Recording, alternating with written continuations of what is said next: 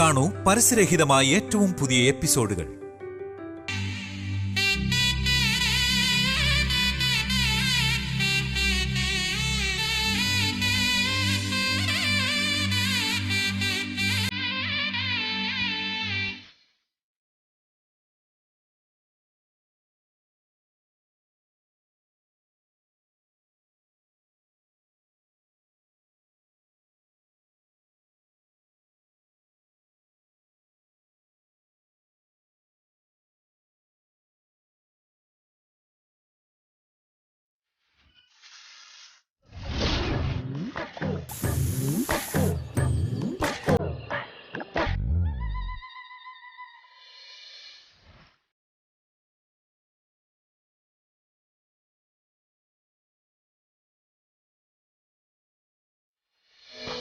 गरे गा पदा पदा पदा सरे गरे सदा सदा पगरे गरे सदा सा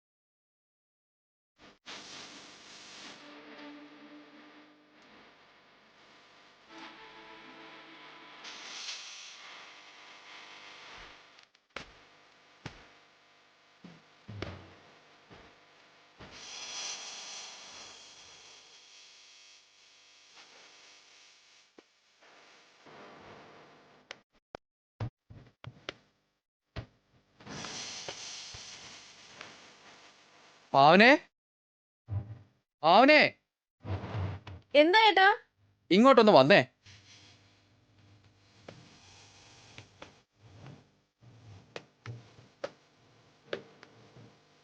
പറയേട്ടാ. എന്ത് പറയാനാ പറയുന്നേ? ഭർത്താവിന് എണ്ണ തേച്ച് തരണമെന്ന് അറിയില്ലേ? ഇങ്ങനെ പോയാൽ തലയിൽ തളം വെക്കേണ്ടി വരും. നിന്റെ തമാശയൊക്കെ നിർത്തിക്കോ. തലയിൽ തേക്കണമെന്ന് പറഞ്ഞതേ എന്നെ കളിയാക്കാൻ വേണ്ടിയിട്ടല്ല. തലയിൽ നന്നായിട്ട് എണ്ണ തേച്ച് മസാജ് ചെയ്യണം. ആ, എന്താ നോയിക്കൊണ്ടിരിക്കുന്നേ? വേഗം വന്ന് എണ്ണ തേക്കേ.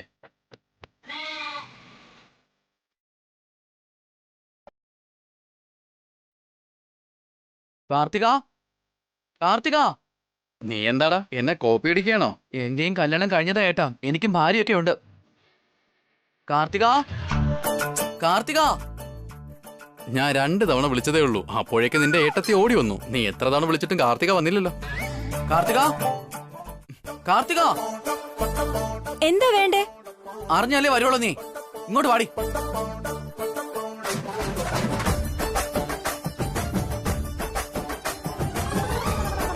എന്താ വേണ്ടേ?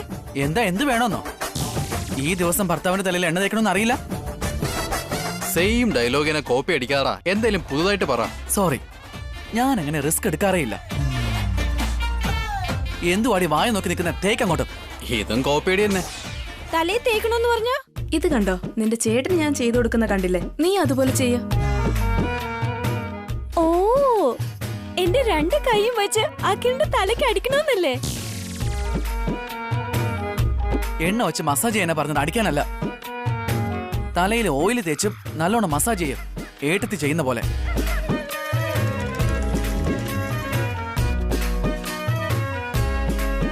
അബി, നീ വസുവിനെ വിളിക്കേ. ഏട്ടാ, ഏട്ടത്തെയും വിളിച്ച് എണ്ണ തേപ്പിക്ക്. നിക്ക്, ഞാൻ വിളിക്കാം. എടുത്തി വേണ്ട. വസു, വസു. വേണ്ട എടുത്തി. വസുവേട്ടത്തി, വസുവേട്ടത്തി. കാർത്തികൻ വേണ്ട.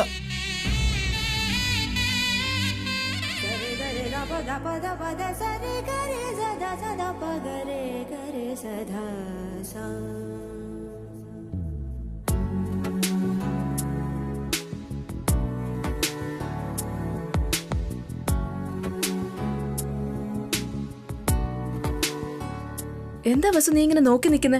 വന്ന് അബിക്ക് എണ്ണ തേച്ചു കൊടുക്ക.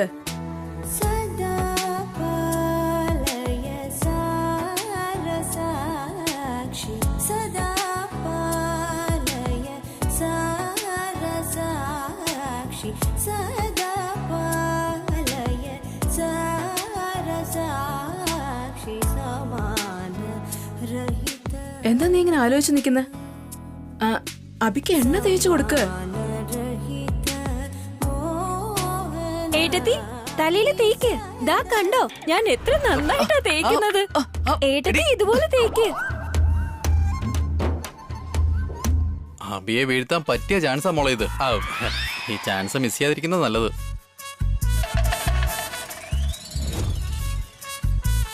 വസു, നമുക്കിനി ഒരുപാട് ജോലികളുണ്ട്. ഇത് ചെയ്ത് കഴിഞ്ഞിട്ട് വേണം നമുക്ക് വീട്ടിനുള്ളിലേക്ക് പോവാൻ. വേഗം ചെയ്യ്.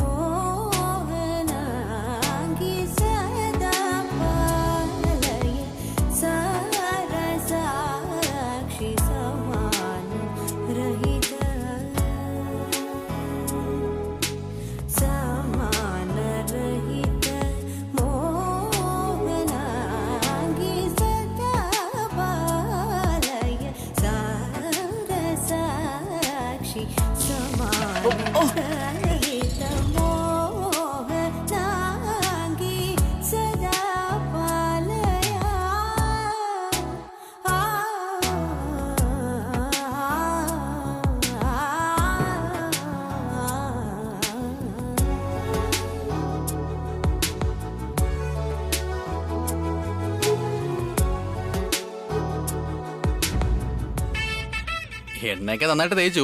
ഇനി കുളിപ്പിച്ചൂടെ വിട്. ഞാനോ? പിന്നെ നീ എന്തിനാ എവിടെ നിൽക്കുന്നേ? എനിക്ക് ജോലിയുണ്ട് ഏട്ടാ. ഇതൊരു ജോലി തന്നെയാ. വേഗം കുളിപ്പിച്ച് വിട്. നീ നന്നായിട്ട് എന്നെ മസാജ് ചെയ്ത് ഇനി കുളിപ്പിക്ക്. എന്താടാ, നിനക്ക് സ്വന്തമായിട്ടൊന്നും ആലോചിച്ച് പറയാൻ പറ്റില്ലേ? എന്റെ എല്ലാ ഡയലോഗും കോപ്പി അടിക്കാണല്ലോ. ഞാൻ പറഞ്ഞല്ലോ ഏട്ടാ, ഞാൻ അങ്ങനെ റിസ്ക് എടുക്കാറേയില്ല.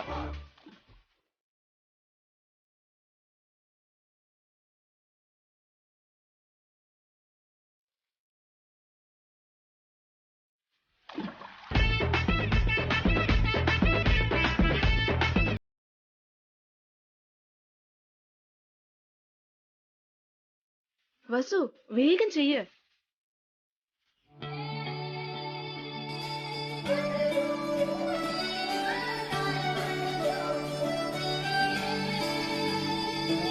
സദാ പാലയ സാരസാക്ഷി സമാനരഹിതമോഹനാഗി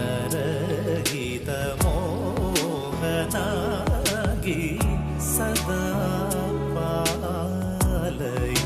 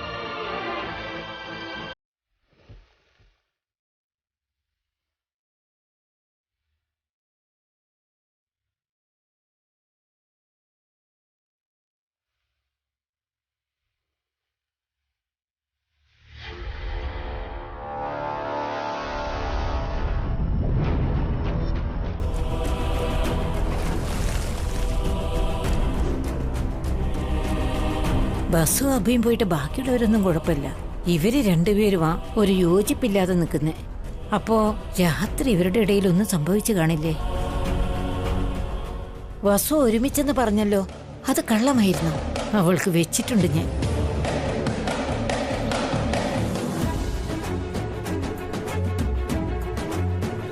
അപ്പൂപ്പ, അമ്മമ്മ, എന്റെ ഡ്രസ് എങ്ങനെയുണ്ട്? നന്നായിട്ടുണ്ട് മോനെ. അച്ഛനാ എനിക്ക് മേടിച്ചു തന്നത്.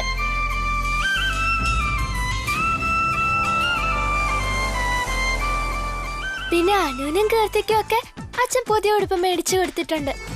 അവര് റെഡിയായിക്കൊണ്ടിരിക്കുക. അപ്പൊ നീ അവർക്ക് മുമ്പേ റെഡി ആയിട്ട് വന്നിരിക്കല്ലേ? അതെ അപ്പൂപ്പ, എന്നെ അനുഗ്രഹിക്കണം അപ്പൂപ്പ. നന്നായി വരും മോനെ, നന്നായി വരും. എന്നെ അനുഗ്രഹിക്കണേ അമ്മമ്മ. എങ്ങോട്ടും പോകരുതേ ഉണ്ണി. അനുവും കീർത്തിയും റെഡിയായ ശേഷം നിങ്ങൾ 3 പേർക്കും കൂടി അഭിഷേകം നടത്താനുള്ളതാ. ആയിക്കോട്ടെ അപ്പൂപ്പ. നമ്മുടെ കുട്ടികളുടെ കൂടെ ആ ഉണ്ണിയും ചേർത്ത് അഭിഷേകം ചെയ്യിപ്പിക്കാനാണോ തീരുമാനം? ഉണ്ണിയും നമ്മുടെ കുട്ടി തന്നെയല്ലേ, അവനെ വ്യത്യാസമായി കാണരുത്. അങ്ങനെ അല്ലേട്ടാ. നല്ലൊരു ദിവസമായിട്ട് വസുവിനെയും ഉണ്ണിയും വിഷമിപ്പിക്കരുത്.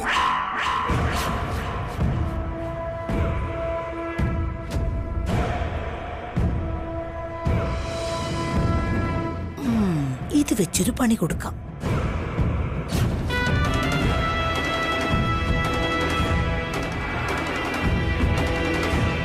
ഇതെന്താ എടുത്തി? നമ്മുടെ കുട്ടികളോടൊപ്പം ഏട്ടൻ ഉണ്ണിയും ചേർക്കുകയാണല്ലോ. അവരെ വേദനിപ്പിക്കണ്ടെന്ന് പറഞ്ഞ് ഏട്ടത്തെ വേദനിപ്പിക്കുകയാണല്ലോ. എന്റെ വേദന ഏട്ടന് മനസ്സിലായാലല്ലേ? വസുവിന്റെ കാര്യത്തിൽ തുടക്കം മുതൽ ഏട്ടൻ ഏട്ടത്തിയെ മനസ്സിലാക്കുന്നേ ഇല്ല. ഇതൊക്കെ കാണുമ്പോ അഭിയെ നമ്മൾ കല്യാണം കഴിപ്പിച്ചത് അനുവിനും കീർത്തിക്കും വേണ്ടിയല്ല, ആ വസുവിനും ഉണ്ണിക്കും ആണെന്ന പോലെയാ.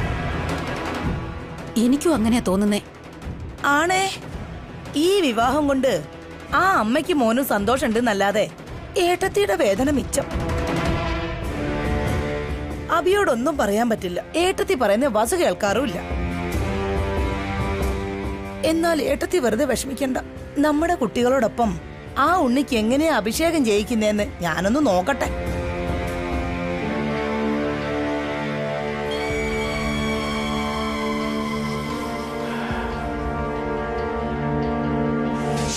എന്താ ചേച്ചി ഇത്?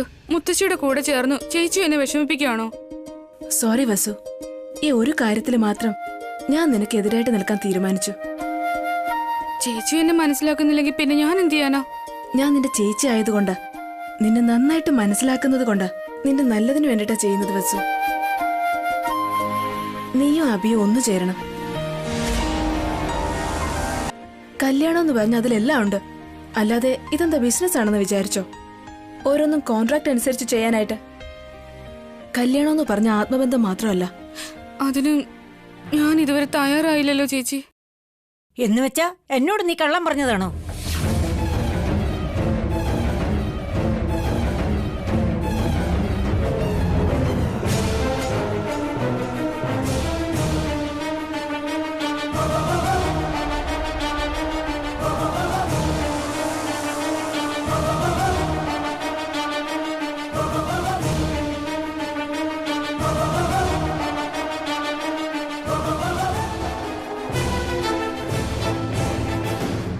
ഞാൻ മുതിർന്ന ആളാ. എന്നോട് ഇങ്ങനെ കള്ളം പറയാൻ നിനക്ക് എങ്ങനെ ധൈര്യം വന്നു? ഈ കാര്യം നിന്റെ അമ്മായിയോട് പറഞ്ഞാൽ ഇവിടെ എന്ത് സംഭവിക്കുന്നറിയോ? മുത്തശ്ശി അവരോട് ക്ഷമിക്കണം. വസു മനഃപൂർവ്വമല്ല അങ്ങനെ കള്ളം പറഞ്ഞത്. മുത്തശ്ശിയെ ഭയന്ന് സത്യം പറയാനുള്ള ധൈര്യം ഇല്ലാത്തോണ്ട് അങ്ങനെ പറഞ്ഞത്. മുത്തശ്ശി തെറ്റിദ്ധരിക്കരുത്. ദയവ് ചെയ്ത് ഈ കാര്യം അമ്മയോട് പറയരുത് മുത്തശ്ശി. വളരെ നന്നായി വക്കാലത്ത് പറയുന്നുണ്ട്. അങ്ങനെ അല്ല മുത്തശ്ശി. നീ അവളോട് പറഞ്ഞതെല്ലാം ഞാൻ കേട്ടുകൊണ്ടാ വന്നത്. നീ വെറുതെ പേടിക്കണ്ട. നിന്റെ അമ്മായിയോട് ഞാനൊന്നും പറയില്ല. ഇങ്ങോട്ട് നോക്കു വസു, നിന്റെ അവസ്ഥ എനിക്ക് നന്നായി മനസ്സിലാവുന്നുണ്ട്. ഇത് നിന്റെ 2ാം വിവാഹമാണെന്ന് എനിക്കറിയാം. ആദ്യ വിവാഹത്തിലുണ്ടായ ഓർമ്മകൾ നിന്റെ മനസ്സിലും അബിയുടെ മനസ്സിലും ഇപ്പോഴും ഉണ്ടെന്ന് എനിക്കറിയാം. എന്നാലും കഴിഞ്ഞതെല്ലാം മറക്കണം മോളെ. ഇത് നിനക്കും അവനും പുതിയ ജീവിതമാണ്. നിങ്ങൾ രണ്ടുപേരും ചേർന്ന് സന്തോഷമായി ഇരിക്കണം. നിനക്കൊരു മകനുണ്ട്, അബിക്ക് 2 പെൺകുട്ടികളും ഉണ്ട്. ഈ 3 പേരും നിന്റെ കുട്ടികൾ തന്നെയാണ്. ഞങ്ങൾ ആരും ഇല്ലെന്ന് പറയുന്നില്ല. എന്നാ നിങ്ങൾക്കായിട്ടൊരു മകനോ മകളോ ജനിച്ചാൽ നിങ്ങളുടെ ബന്ധം ഒരുപാട് ദൃഢമാകും. നിങ്ങൾ തമ്മിലുള്ള അടുപ്പവും കൂടും. ഭാര്യയും ഭർത്താവും ഒന്നിക്കുന്നതിൽ ഒരു തെറ്റുമില്ല മോളെ. അത് തന്നെയാണ് സത്യം.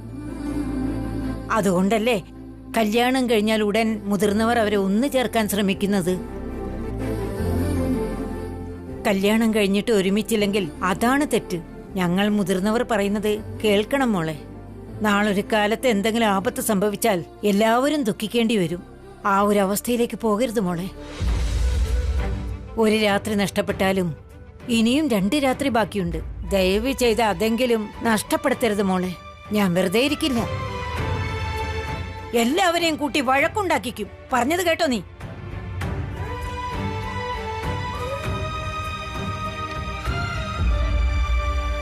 മുതിർന്നവർ ദൈവത്തിന് തുല്യമെന്നാ പറയാറ് വച്ചു. അവര് നമ്മുടെ നല്ലതിനു വേണ്ടിയിട്ടാ പറയുന്നത്. നിന്റെ ഭയവും സംശയവും ഒക്കെ ഒരു വശത്തേക്ക് മാറ്റിവെക്ക്. എന്നെങ്കിലും ഒരു ദിവസം ഇത് നടന്നേ മതിയാകൂ. ആ ദിവസം ഇന്ന് തന്നെ ആയിക്കൂടാന്നില്ലല്ലോ. ഈ ഉത്സവത്തിനുള്ള വരവ് നിന്റെ ജീവിതത്തിന്റെ ഒരു വഴിത്തിരിവായിട്ട് മാറണം. നിങ്ങൾ ഒന്നായി ചേർന്ന അമ്മയ്ക്ക് വളരെ സന്തോഷമുള്ളൊരു കാര്യമായിട്ട് മാറും. അതോടെ അമ്മയുടെ മനസ്സിലൊരു സ്ഥാനം ഉണ്ടാവും. മുന്നോട്ടുള്ള ദിവസങ്ങൾ സന്തോഷത്തോടെ ഇരിക്കാം. അഭി നിന്നോട് ഇതിലും കൂടുതൽ അടുക്കം വസു. ഞാൻ പറയുന്നു, നീ ഒന്ന് കേക്ക്. നിന്റെ മനസ്സിനെ നീ തന്നെ പറഞ്ഞ് മനസ്സിലാക്ക്. നിന്റെ ജീവിതം പൂർണ്ണമാകണമെങ്കിൽ നിങ്ങളൊന്ന് ചേർന്നേ മതിയാകൂ. നീ ആലോചിച്ച് നോക്ക്.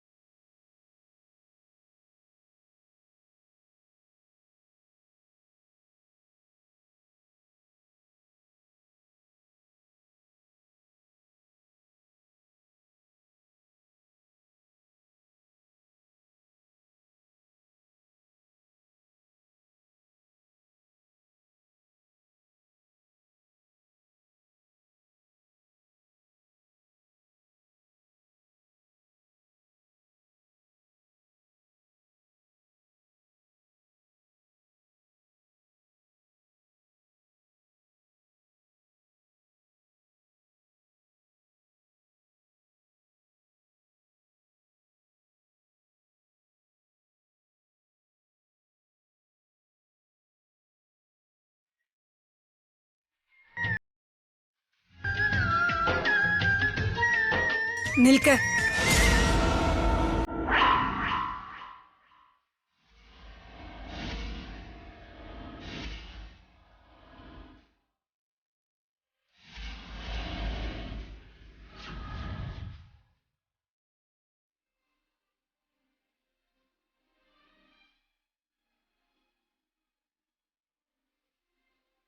ആ കുട്ടികളോടൊപ്പം ഇവനെയും കൂടി ഇരുത്തേണ്ട കാര്യം എന്താണ്?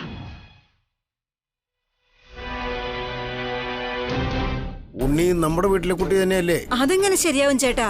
അനുവിന്റെയും കീർത്തിയുടെ അച്ഛൻ വേറെ, ഉണ്ണിയുടെ അച്ഛൻ വേറെ. അപ്പൊ ഒരുമിച്ചിരുത്തുന്നത് തെറ്റല്ലേ?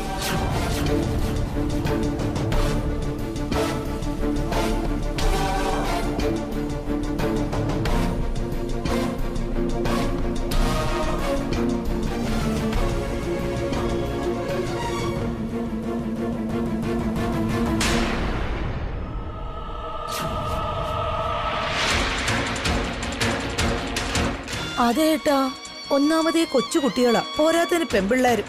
അഥവാ എന്തെങ്കിലും ആപത്ത് സംഭവിച്ചാ ജീവിതകാലം മുഴുവൻ നമ്മൾ വിഷമിക്കേണ്ടി വരും.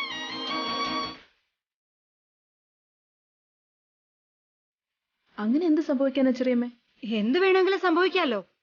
അടുത്ത കാലത്ത് ഉണ്ണി കാരണം അബിക്ക് വെടിയേൽക്കേണ്ടി വരെ വന്നില്ലേ?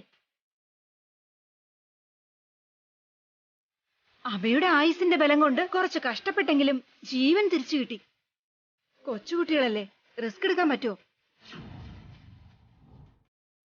അങ്ങനെയൊന്നും സംഭവിക്കില്ലെന്നേ. കുട്ടികൾക്ക് ഇങ്ങനെ അഭിഷേകം ചെയ്യുന്നത് വളരെ നല്ല കാര്യമാണ്. ഈ ചടങ്ങ് ചെയ്യുകയെന്നാ അതിന്റെ അർത്ഥം കുട്ടികളുടെ ദൃഷ്ടിദോഷം മാറ്റുകയെന്നു കൂടിയാ. കുട്ടികളുടെ അച്ഛനമ്മമാര് വേറെ വേറെയാകുമ്പോ അവരുടെ ജാതകം തന്നെ മാറിപ്പോകും. ആർക്കെങ്കിലും ജാതകദോഷം ഉണ്ടെങ്കിൽ ഇങ്ങനെ ഒരുമിച്ചിരുത്തി ചടങ്ങ് നടത്തുമ്പോ ആ ദോഷം കുട്ടികളെ ബാധിക്കുമോ എന്നാ ഞാൻ ഭയപ്പെടുന്നേ. ഞാൻ പറഞ്ഞത് ശരിയല്ലേ വല്യമ്മേ?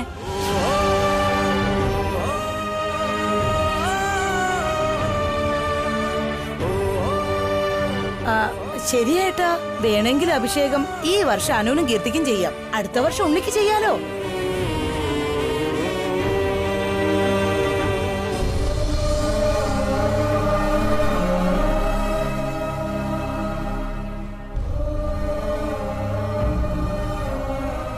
അവരത്രയും കടുപ്പിച്ച് പറയല്ലേ. പിന്നീടിരുന്ന് വിഷമിക്കുന്നതിനേക്കാളും ഇപ്പോഴേ ഒന്ന് ശ്രദ്ധിക്കുന്നതല്ലേ നല്ലത്.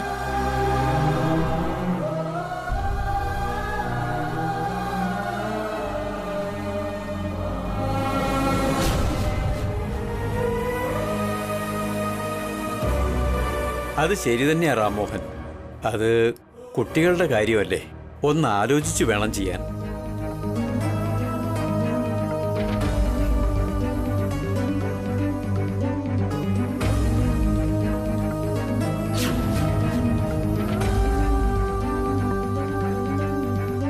മുതിർന്നവരും പറയുകയല്ലേ, അപ്പൊ വെറുതെ നമ്മൾ വാശി പിടിക്കണോ ചേട്ടാ?